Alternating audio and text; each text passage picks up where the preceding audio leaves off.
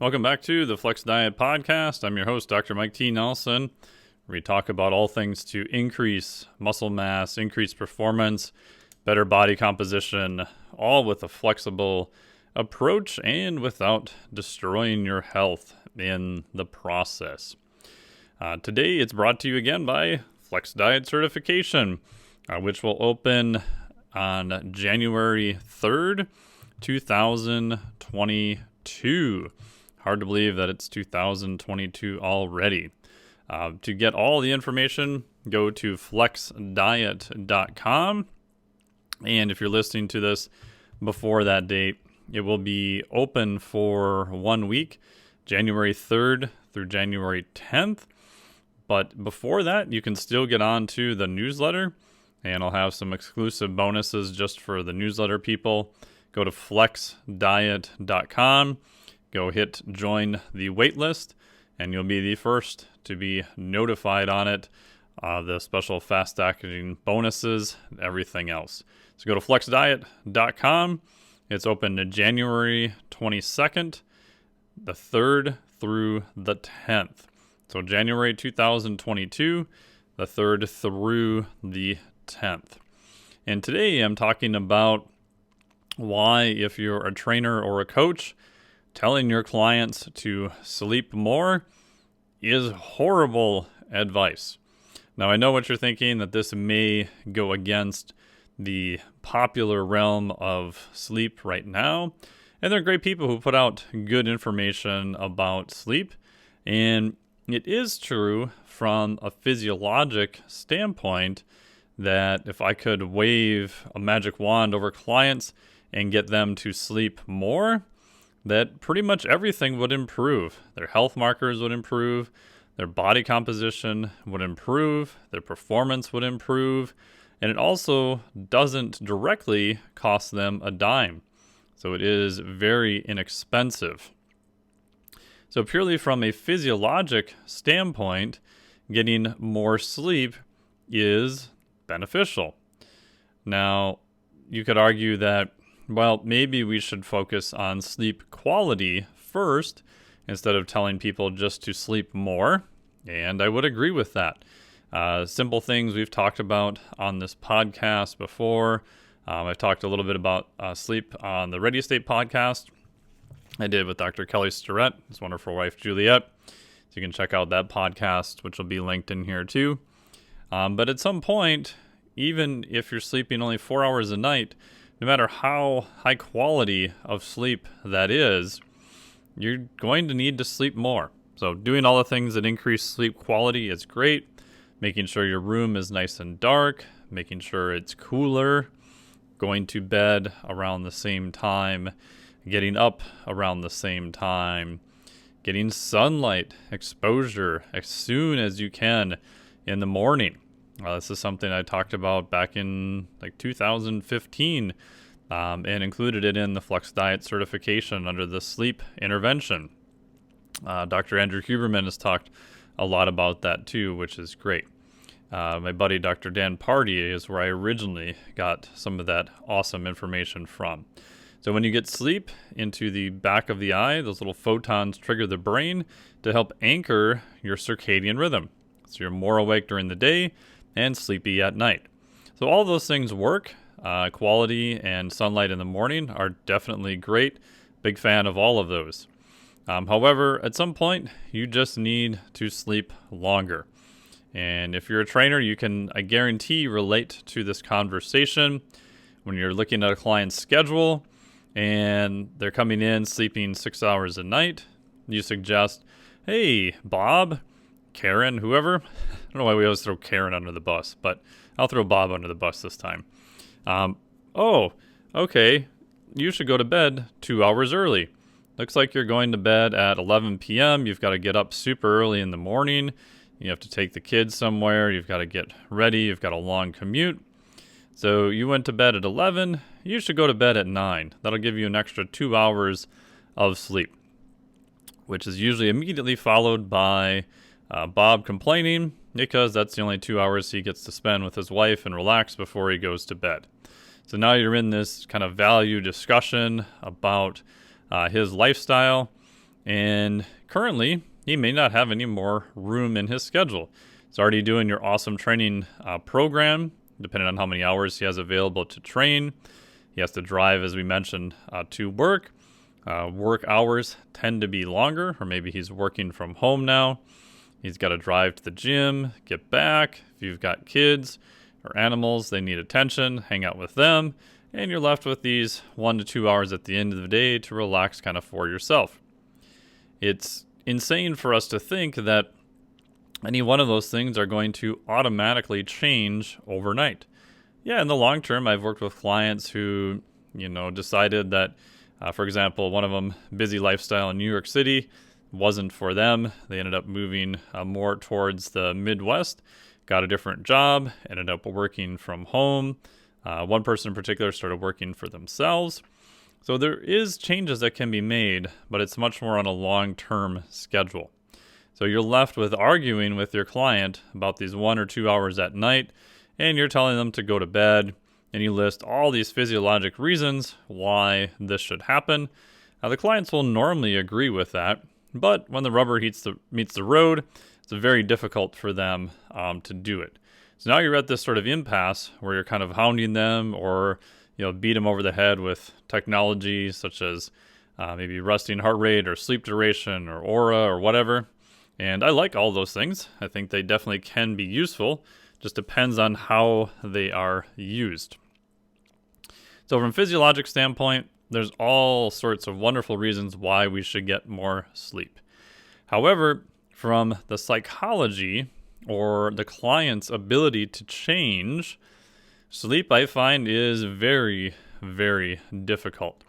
So when I was designing the Flex Diet certification, initially I had everything just based off of the physiologic response according to the literature and, according to experience I've had with over 2 decades of training people, both in person and primarily more recently the last 8+ years online. But I soon realized that when I looked at the interventions based on physiology, that sleep came out number 1. So I do lots of crazy stuff when I was designing the Flex Diet Cert. I would go into a float tank and think about working with clients. And of course, I tested this out on a few people too, and realized very fast that telling clients to sleep more in practicality isn't very good. So my solution is I came up and invented something called coaching leverage, which is the physiologic response times the client's ability to change or their psychology. I would then went through all the interventions I had and rated them 1 through 10. So for the physiology, that was more based on the literature because I wanted to make sure that people were starting with the big rocks, the things that were going to drive change. Because I didn't want clients majoring in the minors, right? Which was pretty common. And if you're just left to social media and all sorts of other media, it's very easy to be majoring in the minors. And I really feel bad for clients and even some trainers where that happens because they're putting forth the effort to make change. They're just hyper-focused on things that aren't really going to drive their physiology. However, I soon realized, like I mentioned, that the psychology had to be a factor also. So I then went through and rated the 8 interventions I had narrowed it down to on a 1 to 10 scale on the client's ability to change. And what I found was that sleep had about a 9 or even you could argue a 10 based on some newer research, that physiologically, lots of really, really good reasons for clients to sleep more and get higher quality sleep. Definitely helps with their performance, especially skill, which is more motor performance related. Body composition. There's a study I talked about probably 5 years ago now, where they woke up people who were sleeping in a metabolic chamber once every hour, or they fractured their sleep compared to another group that they did not. The group where they fractured their sleep, even though both groups slept 8 hours, used fat as a fuel about 50% less. So there's all sorts of reasons to get more sleep. But on the client's ability to change, sleep came out literally at 1. So when I take 10 times 1, I get 10.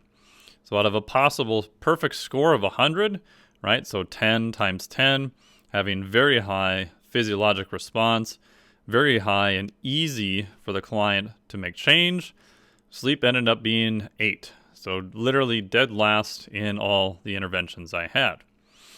As it turns out, increasing dietary protein came out to be number 1. Super high physiologic leverage at a 9, and client's ability to change was around a 9. Took a little bit of education. You had to know how protein works and where to have them start. But most people, especially for body comp changes, were shocked that they could eat more of a particular type of food or macronutrient and still lose weight. So that was kind of shocking to them.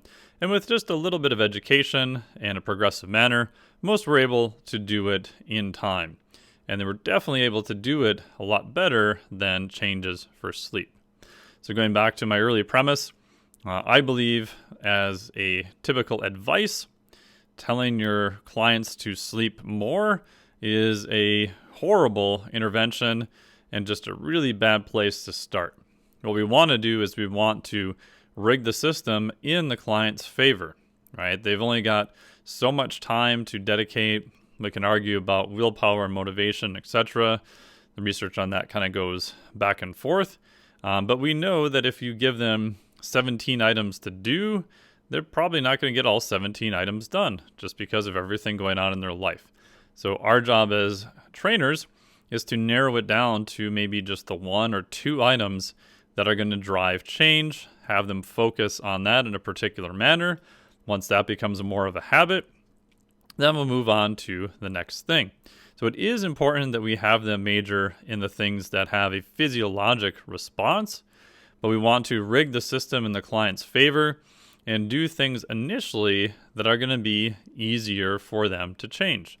And yes, at some point, once you get through all of the other 7 interventions, you do arrive at sleep, and there definitely is a time and place to talk about it. But starting with sleep, I think, is a big mistake. And I've made this mistake for way too many years in the past myself. I can think of some clients, especially early on, where I had pretty much flat out arguments with them in person, which I feel bad about now. Arguing about sleep, going through their whole schedule, and trying to figure out how they can get more sleep.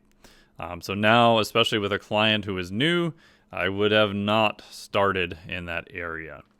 So all the interventions for the Flex Diet certification are arranged using the concept of coaching leverage. We're going to take the physiologic response and multiply that by the client's ability to change. The items that have the higher score, for example, protein, came out to be number 1. We're going to do those first. Sleep, it turns out, came in dead last at number 8. And surprisingly, intermittent fasting, doing an approach of a longer fast once per week, actually came out at number 2, which I was kind of a little bit surprised about that. So that's how the certification is set up, so that when you start, you're also going to start learning about the first intervention, which is going to be protein. So this allows you that once you get through the protein module, which has a big picture, which is the concepts of metabolic flexibility and flexible dieting. We have an in-depth lecture on everything you need to know about proteins, amino acids, muscle protein synthetic response, leucine, essential amino acids, but explain it in a way you can understand them. That lecture is a technical one, which is about 1 hour. And then there are 5 specific action items related to protein.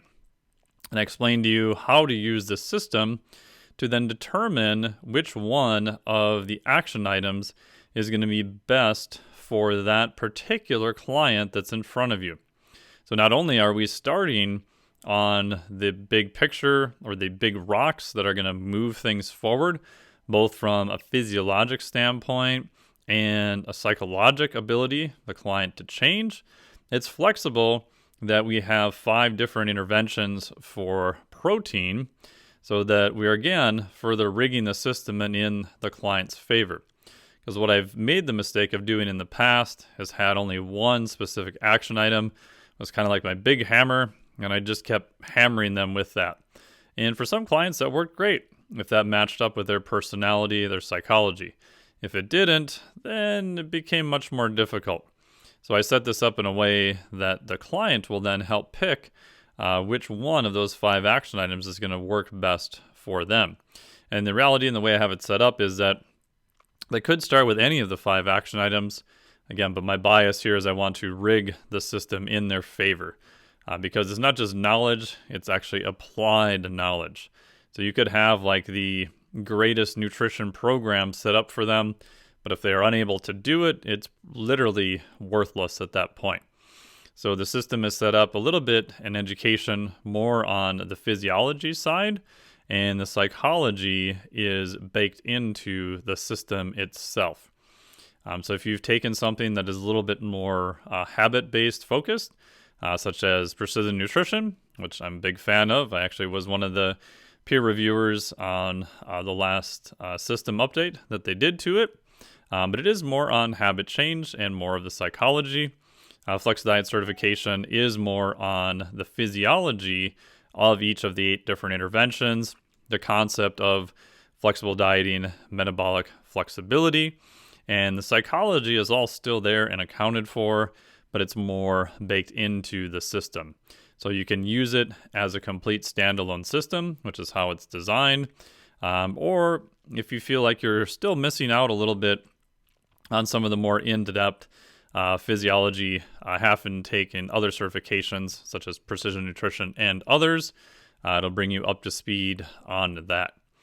So there you go. That's why I think that telling clients to sleep more is a horrible piece of advice to start off with. What you should do instead, and yeah, it's a little bit of a shameless plug for the Flex Diet certification, which opens again January 3rd, 2022. It'll be open until January 10th, 2022. Best place is to get onto the newsletter, which you do via the waitlist. Go to flexdiet.com. Go into the waitlist there. That'll put you on the newsletter. You'll get all the new information, and you'll be able to get the fast action bonuses that go out also.